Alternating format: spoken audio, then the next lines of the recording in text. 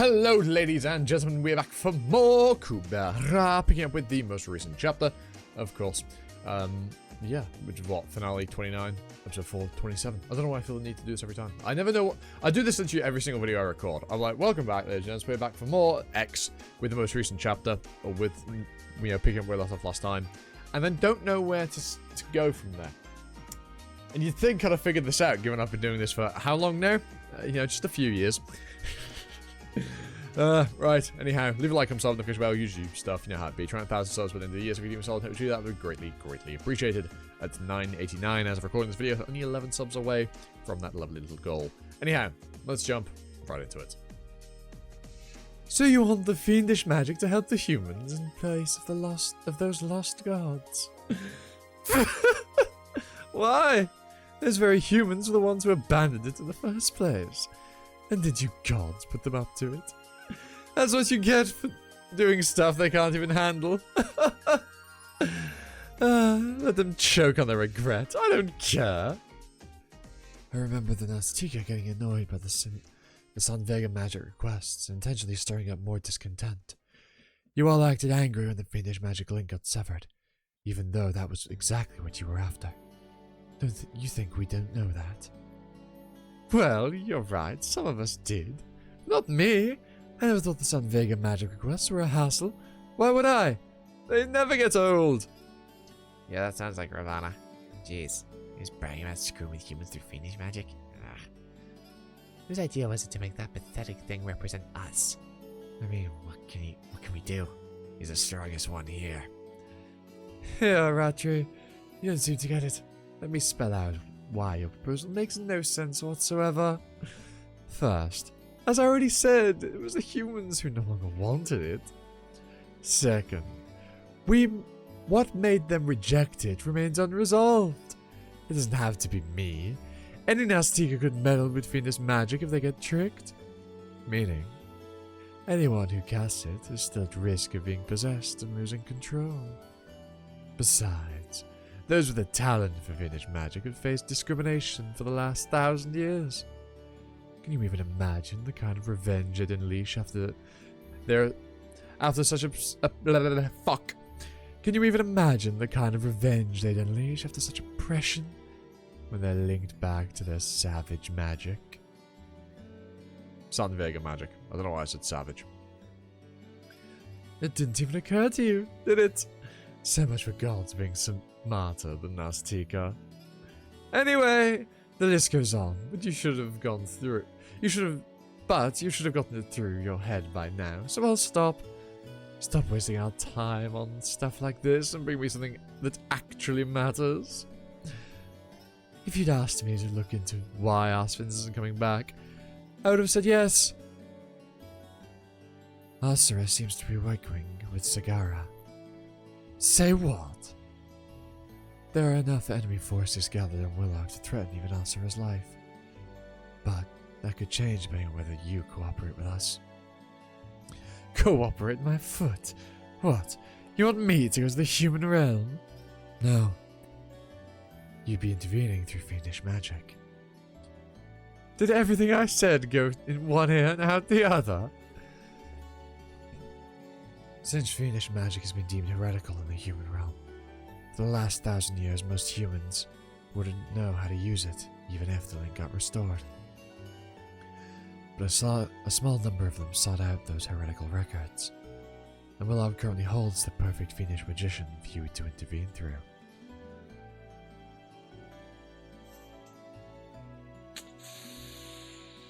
Yeah. Yeah, don't do this to poor Miha, though. Come on. He doesn't deserve this.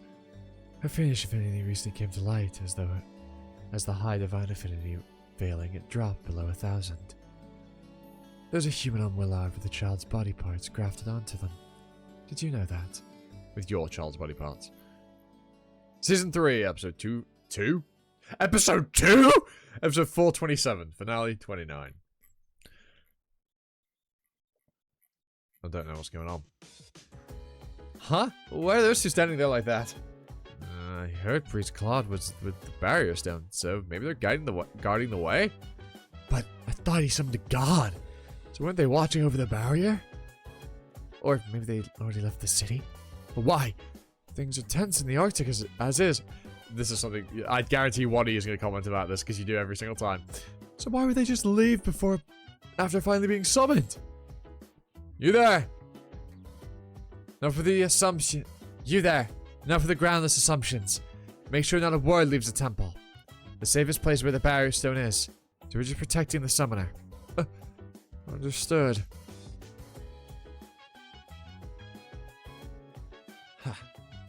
People wouldn't make such a fuss had my brother stuck by the barrier stone more often.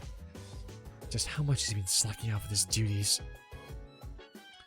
Still, he's better than some priestess who took chances with her citizens' lives.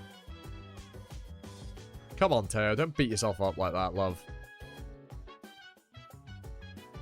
I mean, I think it's understandable.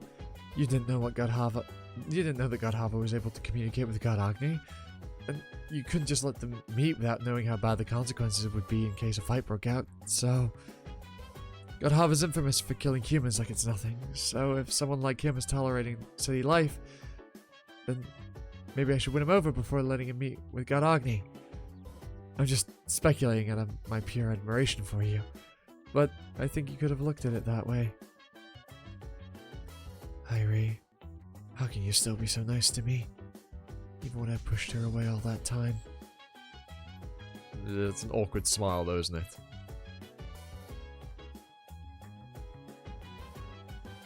I can't remember. Obviously that's Teo's soul when it was mixed in with Taraka. I can't remember who this is. Is it Manaka? It might be. In fact, yeah, it's probably male Manaka, isn't it?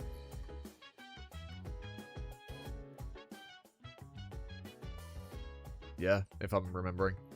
I pray you'll be able to recognize the one who truly loves you.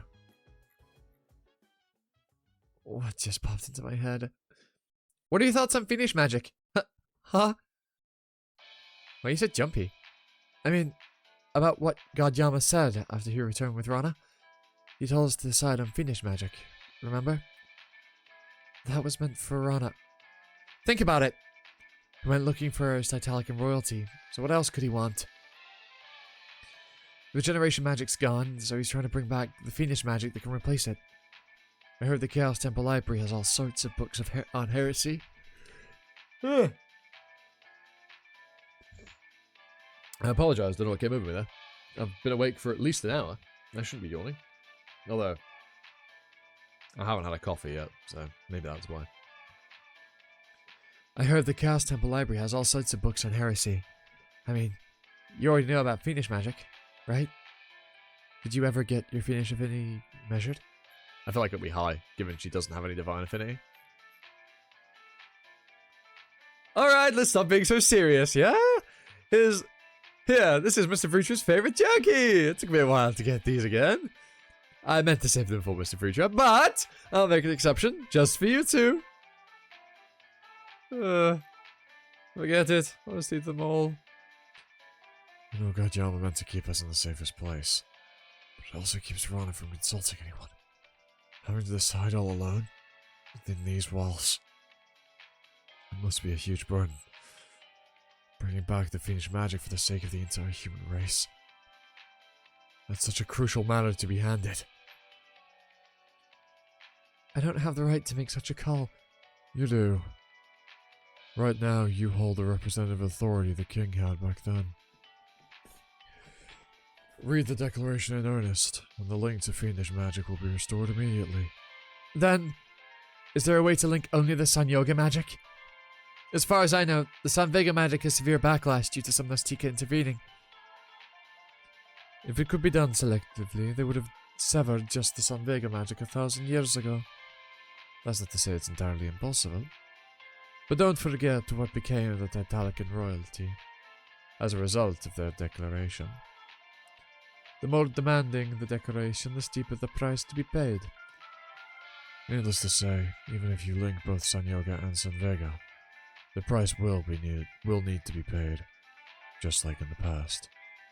The issue is, there are no more royals to share that burden. Hold on. Making a decision on something like this is burdensome enough. And you wanted to pay the price for it as well? What kind of ridiculous declaration is that? If it benefits everyone, then everyone should share the responsibility together. Why does it have to be Rana? She was only being sacrificed in the place of the blood royals to begin with. So it was you. The person who covered me that day. It really was you. That must be why I fell for you the second I heard your voice. Thank you, Ran.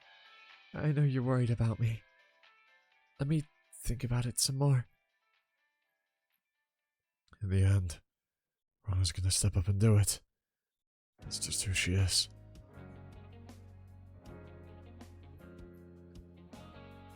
They're all just as precious. Deserve to be happy.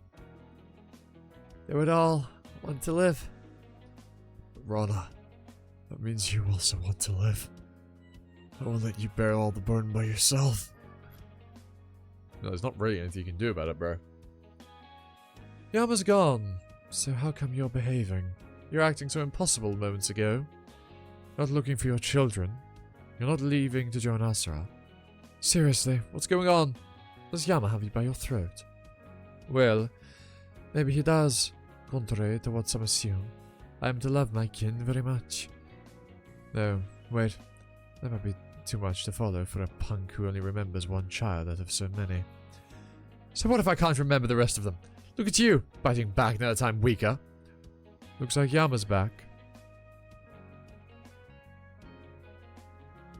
That's probably a god harvest spirit, isn't it? It looks like fish, but it also looks like, no, they're like fins. Yeah, the god harvest spirit. For now, the only ongoing battle is near the Temple of Destruction. The same creatures that raided the god realm seem to be emerging there too. Vritra, Taksaka, and Vasuki all happen to be there, so it's nothing urgent. That's the only fighting you saw? It can't be. Did you check out all the places I mentioned? I did. The Arctic had traces of the aftermath of a huge battle with some Rakshasa corpses here and there, but no signs of Asura or Sagara. And as for Kalavinka and other gods. I genuinely nearly said Kinarivada. I nearly read Kalavinka as Kinarivada. What the fuck is wrong with me? I couldn't even find their traces. I'm starting to doubt whether they're even on this planet. Good assumption. But there's no way of getting out of Villav right now. Not even through the Crescent Gate. What about Arivata? You couldn't find her either? Actually, I did find her. I see you brought her with you. No wonder I'm sensing another transcendental value. But did you bring someone else? You said Taksaka was elsewhere, so... It's Maruna. Who could possibly have a transcendental value this high other than him? Well, it's been a while since you two have been together, eh? Also, there's a fucking ad in the webtoon page now. That's hilarious. Right. Blog post time. Clearly webtoon are desperate for money if they're putting ads on their pages. Righty-ho. Koryo's blog, season 3, episode 427, finale 29. Have grown longer. The part at the bottom used to be folded down, but now it doesn't. Because she has to walk around in an awkward half-crouched posture, it is becoming increasingly difficult to hide her legs as time goes by. Mira is currently spending her daily life as if sitting in an invisible chair. Now, there's a rock there. You surprise me. Those wide-eyed expressions used to be something Rana or Lee's showed often, but it's rare to see them from those two these days. Somehow, that look seemed to suit Teo lately. Yeah. No, not just any voice appeals to me. Since Ran, whom Rana met at the Magic Academy, was just a young child who hadn't even gone through puberty yet, people often wondered, is there really a specific type of voice at that age that somebody would fall for? Wouldn't she stop liking it once his voice changed? Well, has that question been answered for you now? It wasn't that Rana had a preference for a specific vocal tone. She liked it simply because it was Ran's voice. She has absolutely no interest in the voices of other men. Yama's body occasionally turning into something like translucent green smoke is not a useful combat skill like Agni or challenge with assimilation skill, and is usually only used briefly for movement. Or Sagara's smoke, poison smoke. Thanks to Yamchinim for the help with the jerky. Is the jerky usually high quality, unusually high quality today? It actually looks edible. That's because I didn't draw it. All thanks goes to Yamchinim. Wow. Oh, that's quite funny. Right. Well, I hope you've all enjoyed. Leave a like, comment, subscribe, notification bell, usual stuff. You know how it be. Channel members and patrons get extra videos. Patrons getting the unfiltered stuff. And with all that out of the way, I've been honestly keeping you. And I hope you guys have time for another video. That's it. For now.